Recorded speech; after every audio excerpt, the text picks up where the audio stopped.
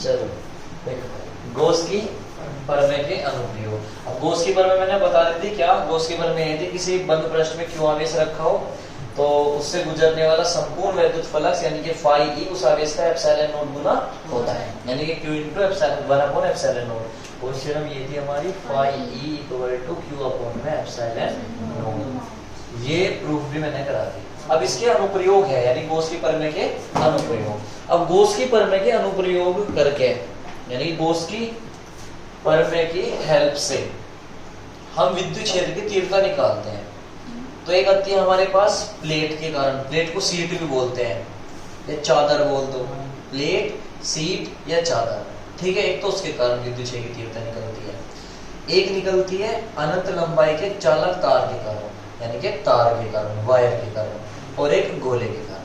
तीन अनुप्रयोग है। आने के बाद समझे, गॉस की प्रमेय का अनुप्रयोग करते हुए चालक तार या चालक प्लेट या फिर हमारा गोला के कारण विद्युत क्षेत्र की तीव्रता का व्यंजक प्राप्त करते हैं, ठीक है। तो मैं तुम्हें आज पहला वाला करा रहा। पहला क्या कि गॉस की प्रमेय का प्रयोग करते हुए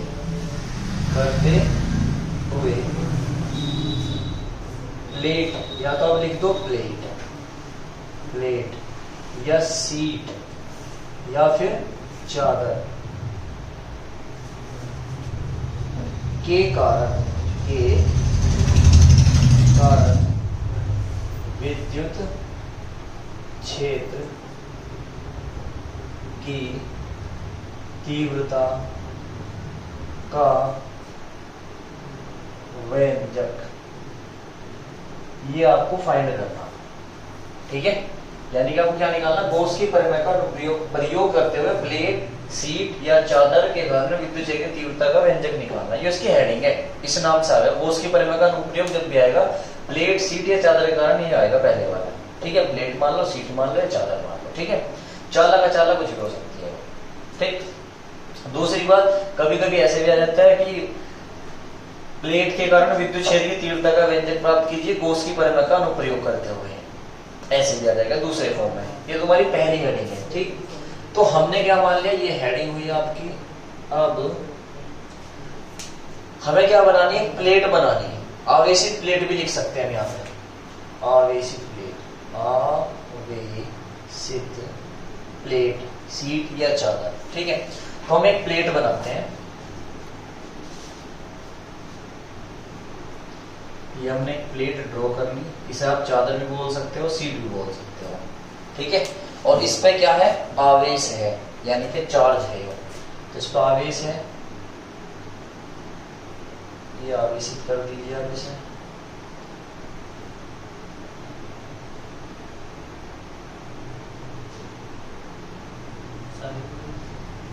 ठीक है, आवेशित कर दिया, एक समान आवेशित है। कभी कभी ऐसे भेजा, एक समान आवेशित, यूनिफॉर्म चार्ज। एक समान आवेशित क्या होगी हमारी, प्लेट। अब इससे, इसके पॉइंट से r दूरी पर विद्युत क्षेत्र की तीव्रता निकालनी। r दूरी पर क्या निकालनी, विद्युत क्षेत्र की तीव्रता। बात समझ में आ रही है। हेडिंग के हिसाब से हमने क्या लगाया, प्लेट या चादर मान लिया हमने, आवेशित है, ठीक है। इससे r दूरी पर विद्युत क्षेत्र की तीव्रता निकाली। हेडिंग में भी आ रहा, कभी कभी ना हो, ठीक है। r दूरी पर विद्युत क्षेत्र की तीव्रता फाइंड कीजिए। तो हमने यहां से पुट कर लिया, यहां से r डिस्टेंस, ये r डिस्टेंस है यहाँ पे, ये पुट कर लिया कि r डिस्टेंस पे कोई पॉइंट है P। r डिस्टेंस पे क्या है, पॉइंट हमारा P, और इस पर विद्युत क्षेत्र की तीव्रता निकालनी। और किसकी हेल्प से, गॉस की प्रमेय से।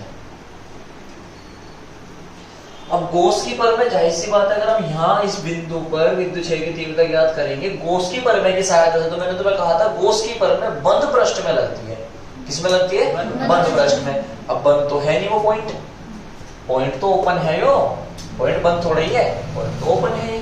अब पॉइंट ओपन है तो इसे क्या करना पड़ेगा, हमें इमेजिन करना पड़ेगा, मानना पड़ेगा, सब बंद करना पड़ेगा।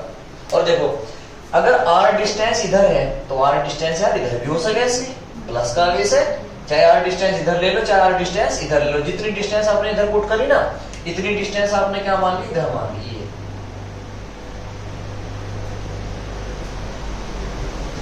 देखिए समझ में आ रही है बातें भाई। आर डिस्टेंस इधर भी तो हो सके, आर डिस्टेंस इधर भी हो सके, दोनों पॉइंट एक ही है। आर डिस्टेंस पे यो है, आर डिस्टेंस पे ये है। क्लियर बात। अब ये पॉइंट है बाहर भाई, ये पी है, तो इसे मैंने मान लिया पी डैश। कितना मान लिया इसे, पी डैश। वो पी पॉइंट, ये पी डैश पॉइंट। बताओ क्लियर है क्या।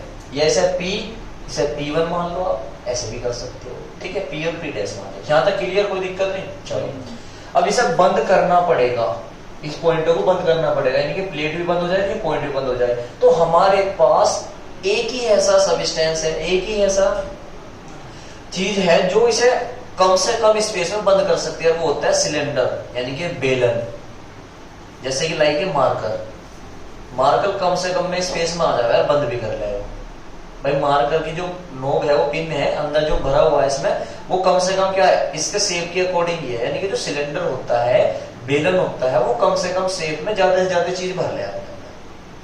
आई के बाद समझ में, सिलेंडर में ज्यादा से ज्यादा चीज भर लेगा। जैसे आपने वो खाई होगी, वो आइसक्रीम टाइप कोन जो बना होता है, सिलेंडर टाइप, है ना, इस टाइप में। तो हम इसे क्या कर रहे हैं, इसे बंद कर रहे हैं, कल्पना करके, इमेजिनेशन कर रहे हैं।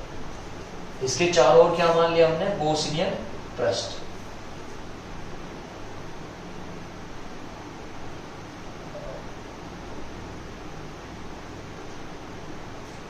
इसके चारों ओर मान लीजिए बोसियन पृष्ठ। कल्पना कर रहा है ना, बंद करने के लिए गोसियन बेलन, बेलनाकार गोसियन पृष्ठ की क्या कर रहा हूं मैं, कल्पना। क्यों कर रहे, क्योंकि गोस की पर में जो लगती है वो बंद पृष्ठ में लगती है। आई होप इतना क्लियर होगा वो। ठीक है, बंद पृष्ठ में लगती है। तो हम इसको मान लेते हैं बेलन, बना लीजिए आप इसे।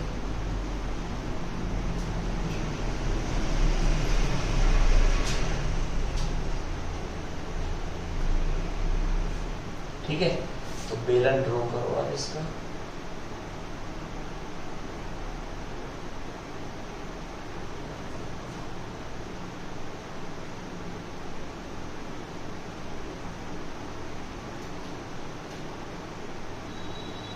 देखो ठीक है क्या, ये बन गया इसका बेलन। और बेलनाकार गोसियन पृष्ठ की क्या कर ली हमने, कल्पना कर ली, like a marker, like a marker. अब दिक्कत ये है, इस मार्कर पर तीन पृष्ठ है, एक ये पृष्ठ है, एक ये पृष्ठ है, और एक ये देखो, ये गोल गोल वक्र पृष्ठ। एक तो वृत्त पृष्ठ हो गया सीधा गोल गोल वाला। देखो तुम क्या हो, नहीं सर ये तो एक ही है, टाइप में है, लेकिन है तो फिलहाल दो आपके पास, एक तो ये रहा, एक ये रहा, और एक ये रहा। तो तीनों के कारण लगेगी, उसके पर में क्या लगेगी, तीनों के कारण। और हमें पता, अगर हमें इसका कंप्लीट निकालना, तो पहले छोटा सा क्षेत्रफल ले लो, और फिर क्या, संपूर्ण के लिए इसका समाकलन कर दो। ठीक है, चलते हैं आगे। तो अब यहाँ पे ये पॉइंट P है, ये P डैश है, और एक इसके वक्र पृष्ठ पे ले लो ऊपर, देखो इस वाले पे, ऊपर वाले पे ले लो। तो कहीं पॉइंट मान लो, या तो आप नीचे या ऊपर। तो मैं ऊपर मानना कि एक पॉइंट है यहाँ पर, और ये पॉइंट मान लिया मैंने P डबल डैश। ठीक है, P dash, P double dash, ये ऐसे P मान लो, इसे P1 मान लो, इसे P2 मान लो। देखो ठीक है क्या, या P1 P2 P3 बोल सकते हो आपसे।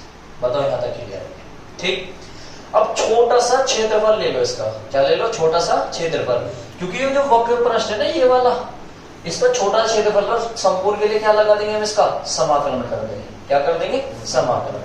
तो देखो इस P पॉइंट को मैं यहाँ बना देता हूँ कि P पॉइंट भाई साहब आप यहाँ जाइए। तो देखो यहां से दिशा बता रहा, देखो दिशा डिनोट करनी, कैसे लोगे दिशा को, इसकी दिशा ये बना दीजिए ऐसे। ठीक है, बनाने की ट्रिक समझना, या तो आप ऐसे बना सकते हो, या ऐसे। ये छोटा सा क्षेत्रफल ले लिया आपने, ये वाला, ये छोटा सा क्षेत्रफल ले लिया। ठीक है, ऐसे ही इधर ले लो, ये तीर का निशान लगा लो। इससे दिशा निकल गई किसकी, सदिश क्षेत्रफल की। और एक पॉइंट यू है, इसे भी बंद कर दो, पूरे वक्र पृष्ठ में निकल के आ जाएगा।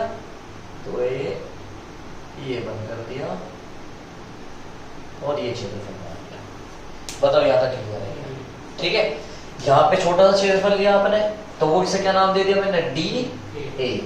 सदिश क्षेत्रफल है DA। दिशा कैसी होगी इसकी, देखो दिशा बता रहा है यो, ये रहा, ये जा रही दूर इससे, इसकी दिशा कैसा आ रही ऐसे, तो ये जा रही दूर इससे। समझ में आ रही बात है? तो DA कैसे जा रहा है, इसकी दिशा है ऐसे। इधर DA की दिशा यहाँ पे जो अगर मैं इधर लिख दीजिए, जो DA माना है उसकी दिशा कैसे जा रही, इधर। देखो समझ में आई क्या बात है? दिशा बनाने का बढ़िया तरीका है। दूसरा, अगर हम बात करें इसकी, ये ऊपर जा रहा तो इसकी दिशा कैसे जाएगी DA की, बताओ? ऊपर की ओर, बिल्कुल सही, ये आ गई ऊपर की। बताओ समझ में आएगी यहाँ तक? क्लियर यहाँ तक? अब ये हमारा हो गया DA, ये भी छोटा क्षेत्रफल, फिर ये भी छोटा क्षेत्रफल। ठीक है, पॉइंट आपने मान लिए। इसको एक काम कर लो, बंद कर लो, हम इन्हें पुट कर लेंगे, मान लेंगे क्या कि ये वाली कंडीशन है पहली, ये कंडीशन है दूसरी, और ये कंडीशन है तीसरी। आप पहली दूसरी तीसरी इधर उधर मान सकते हो, कोई प्रॉब्लम वाली बात नहीं। चलिए, प्लस का आवेश है, अपनी इंटेंसिटी कैसे भेज रहा होगा, यहाँ से दूर, अपने से दूर, तो यहाँ पे E कैसे जा रहा होगा आपका, ऐसे। सही है? अब DA भी ऐसे जा रहा, E भी ऐसे जा रहा, तो थीटा कितना होगा इस वाली कंडीशन पे, बताओ? 0 डिग्री। बहुत बढ़िया, सही है। इधर DA ऐसे जा रहा, प्लस का आवेश अपनी इंटेंसिटी क्या भेज रहा होगा, अपने से दूर। इट मींस जो E है यहाँ भी वो कैसे जा रहा, ऐसे। तो दोनों एक एंगल क्या है, एक साइड, तो यहाँ भी थीटा कितना होगा हमारा, 0 डिग्री। क्या बात है, डायग्राम में सब कुछ हो जाएगा तुम्हारा। अगर डायग्राम समझ में आ गया, डेरिवेशन 2 मिनट का काम है बस। इधर DA कैसे जा रहा है, इधर को, प्लस वाला आवेश कैसे जा रहा था, इधर। यार इंटेंसिटी तो अपनी इधर को भेज रही है, तो E कैसे जा रहा है हमारे यहाँ पे, इस कंडीशन पे जो E जा रहा है वो कैसे जा रहा, ऐसे। तो ये ऐसे जा रहा, ये ऐसे जा रहा, तो थीटा यहाँ कितना हुआ, 90।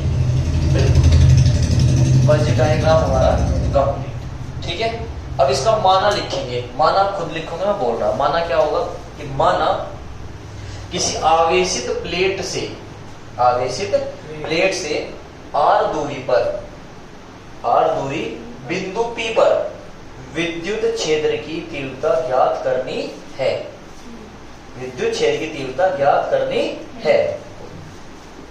अब यदि इस प्लेट के चारों ओर, इस प्लेट के चारों ओर बेलनाकार गॉसियन पृष्ठ की कल्पना करें तो, बेलनाकार गॉसियन पृष्ठ की कल्पना करें तो चित्रानुसार, बस, क्योंकि अब तुम डेरिवेशन करोगे, इतना लिखना काफी है।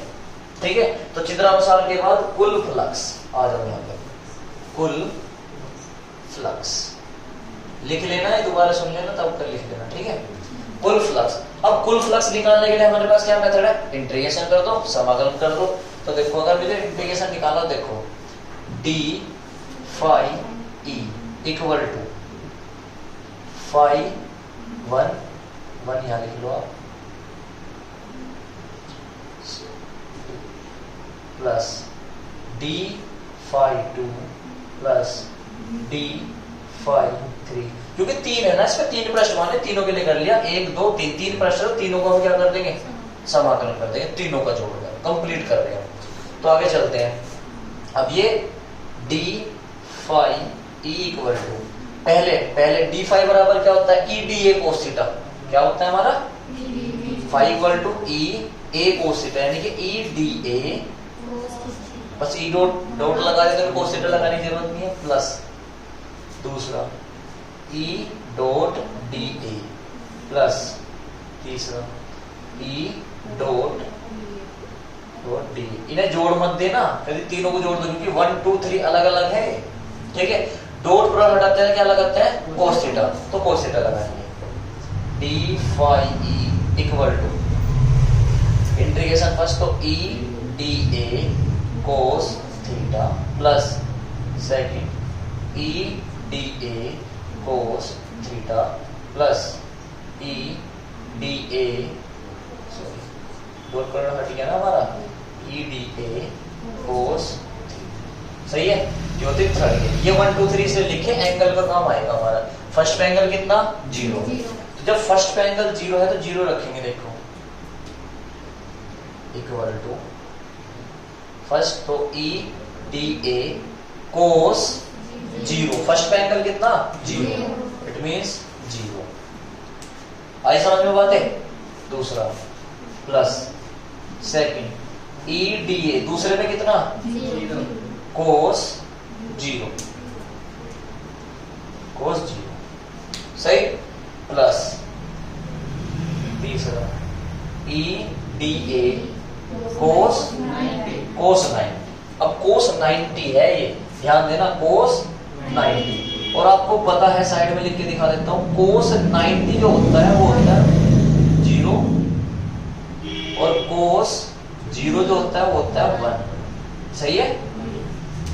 अब जो यहां से 0 हो रहा है, देखो ये कोस 0 कितना हो गया 1, ये कोस 0 कितना हो गया 1, it means E D A बचा। तो अब ई डी ए प्लस, अब तो 1 2 लिखने की जरूरत नहीं, एंगल लिखना था बस हमें, तो ई डी ए सही है, प्लस ये हमारा 0 बन गया, और इधर चल रहा हमारा डी फाई ई इंटीग्रेशन। ठीक है। अब इंटीग्रेशन समाकलन उसका होता है जो चेंज होता हो, ई तो चेंज हो नहीं रहा इसमें, किसका होगा समाकलन डी ए का, मतलब इसका ए का। तो मैं इस इंटीग्रेशन का साइन ये लगा दूंगा, तो ये इंटीग्रेशन का साइन इधर लगा दूंगा। सही है। क्यों करा? क्योंकि डी ए का जिसमें चेंज हो रहा उसी का इंटीग्रेशन होता है, जो चेंज नहीं हो रहा उसका इंटीग्रेशन नहीं होता। क्लियर बात यहाँ तक? चलो समाकलन कर दो जी। समाकलन करने पर मैथ वाले बच्चों को पता है, कल भी बताया था मैंने, जैसे dx का होता है हमारा x, ऐसे dy का होता है y, ऐसे dA का क्या हो जाएगा a। अब तो आ गया होगा समझ में? चलो तो ये बन गया आपके पास, इससे d से कैंसिल, तो क्या बन गया ये phi e equal to E A plus E A. ठीक है। तो phi e equal to E A और ये 2EA, इक्वेशन नंबर फर्स्ट। यहां तक बताओ कोई दिक्कत परेशानी? कोई दिक्कत परेशानी नहीं, आगे चले। देखो अब मैं कर देता हूं इधर,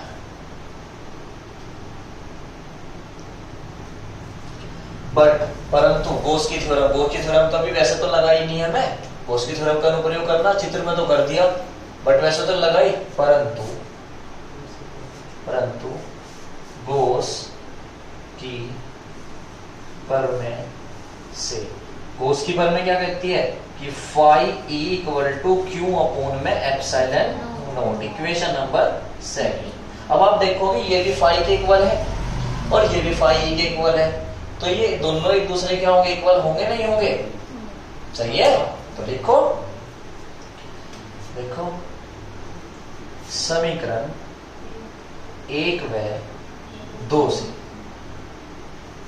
क्या बन जाएगा 2EA equal to Q upon में एप्सिलॉन नॉट। यहां से किसकी वैल्यू निकालनी है आपको? E की। इधर करना, मैं देखते हैं यहां से। तो E इक्वल टू आ गया आपके पास Q अपॉन में 2A एप्सिलॉन नॉट, और किसका फॉर्मूला निकालना था हमें? विद्युत क्षेत्र की तीव्रता का। ये क्या है हमारे पास? E। ठीक है। तो E equal to Q upon में 2 epsilon not 2A epsilon nought, ये यहां तक क्या हो गया हमारा? प्रूफ हो गया। बट थोड़ा सा और बढ़ा सकते हैं वैसे, और बढ़ भी जाता है कभी कभी सिग्मा के फॉर्म में, क्योंकि आपने पढ़ रखा आवेश घनत्व, आवेश घनत्व पढ़ा था, और वो था हमारे पास sigma equal to Q upon में A, चार्ज डेंसिटी पढ़ा था, Q अपॉन में A। तो ये Q अपॉन में A वाला पोर्शन क्या बन जाएगा? Sigma. It means E equal to sigma upon में 2 एप्सिलॉन नॉट, और ये प्योर प्रूफ है एकदम तुम्हारा। ठीक है, ये हो गया हमारा आंसर, और इससे ज्यादा इसमें कुछ है नहीं। ठीक है, माना जरूर लिखना है जो मैंने बोला इसमें। ठीक है, वो खुद बनाना, बाकी कुछ समझ नहीं आया तो दोबारा पूछ लेना, कर लो, इसे नोट कर लो।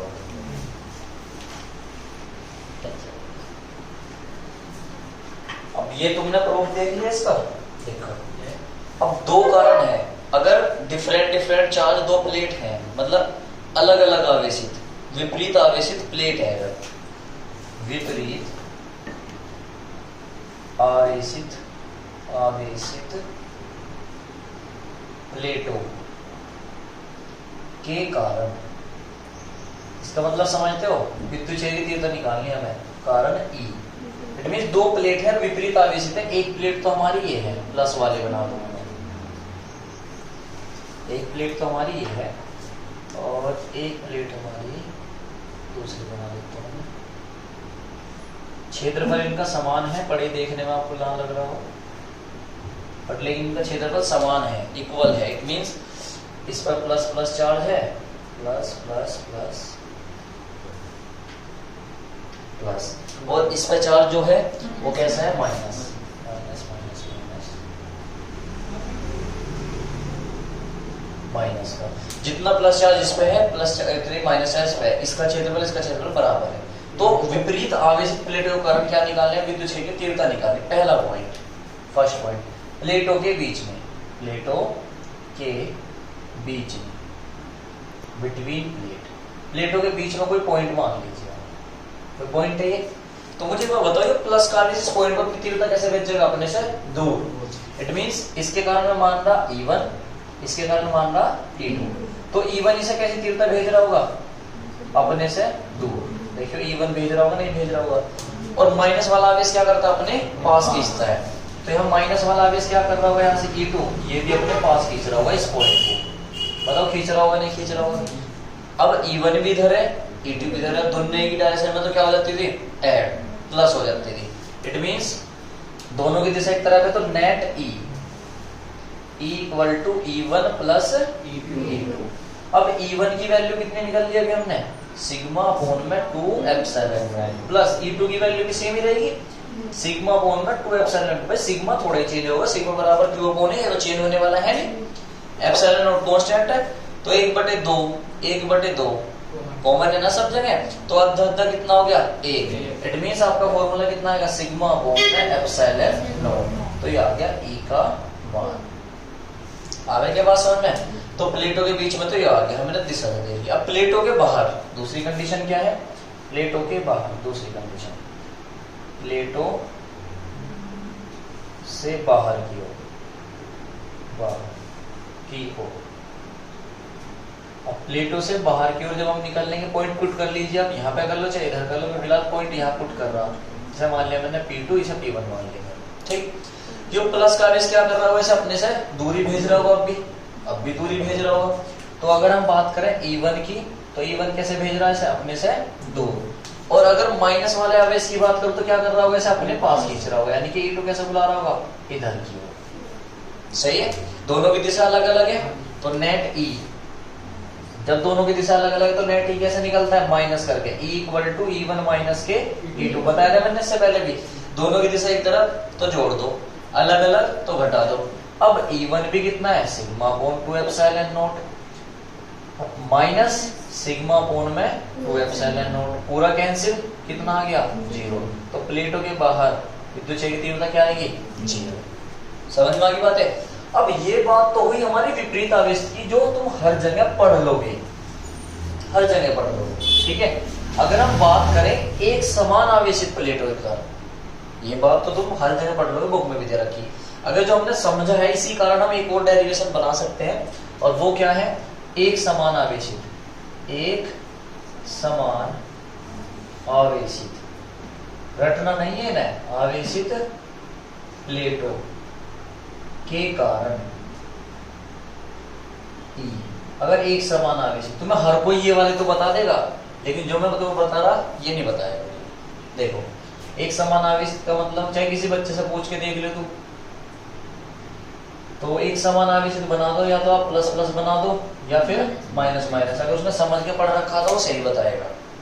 तो मैं से क्या करते हैं, सभी प्लस प्लस मान लिया, ये प्लेट भी पूरी प्लस प्लस है और ये प्लेट भी प्लस प्लस है। समझ में आ गई बात है। अब प्लस प्लस है तो प्लेटों के बीच में निकल लेंगे, पहला पॉइंट तो फर्स्ट पॉइंट, प्लेटों के बीच। अब प्लेटों के बीच में तो भाई साहब पॉइंट E है, यहाँ पे पॉइंट मान लीजिए P, इसके लिए E1 मान लिया आपने, इसके लिए E2 पुट कर लिया। E1 इसे क्या भेज रहा होगा, अपने से दूर, इट मींस E1 क्या कर रहा होगा, अपने से दूर, E2 क्या कर रहा होगा, इसे अपने से दूर भेज रहा होगा। तो प्लेटों के बीच में देखिए उल्टा बने नहीं बनता, तो E का मान कितना आएगा, E1 माइनस के E2। इट मींस E1 भी sigma upon epsilon not, E2 भी, तो कितना आ गया हमारा 0। और प्लेटों के बाहर प्लेटों के बाहर। अब जब प्लेटों के बाहर निकलेंगे हम तो E2 प्लेटों के बाहर पुट कर लीजिए, प्लस का क्या कर रहा होगा, अपने से दूर भेज रहा होगा। इट मींस E1 क्या कर रहा, अपने से दूर, ये E2 भी क्या कर रहा होगा, अपने से दूर। अब जब एक डायरेक्शन में है तो क्या हो जाएगा, E बराबर E1 plus E2। It means जुड़ जाएगा तो कितना आएगा, सिग्मा कोण में एप्सिलॉन नॉट। आई क्या बात समझ में? अब यहाँ रटने वाला फेल हो जाएगा। जिसने रट के पढ़ा होगा ना तो वो बुक के अकॉर्डिंग बस ये पढ़ के काम खत्म। तुम पूछोगे कि प्लेटों से बाहर की ओर बताओ, डायरेक्ट क्या बताएगा, 0। तुम क्वेश्चन बदल दो ना कि एक समान आवेशित प्लेटों के कारण पूछ रहा मैं, एक जैसा चार्ज है, अब बताओ। बच्चा क्या आएगा, कंफ्यूज रहेगा। और जिसने समझ के पढ़ रखा वो ठीक बताएगा, नहीं पढ़ रखा तो बस रट मार रखा, फिर तो ये मारेगा, क्योंकि बुक में भी यही है, वो नहीं है। ठीक है। अदरवाइज एक समान आवेशित प्लेटों के कारण तुम्हें होमवर्क दे रहा नहीं, तुम्हें क्या करना, इसे माइनस प्लेट बनानी, इसे माइनस बनाना, तब बताना। इसमें माइनस बना देनी, इसे माइनस बना देनी, और तब बताना आपको ई भी दोनों के कारण। ठीक है, तो इसे नोट कर लो, बाकी अगले से बता देंगे।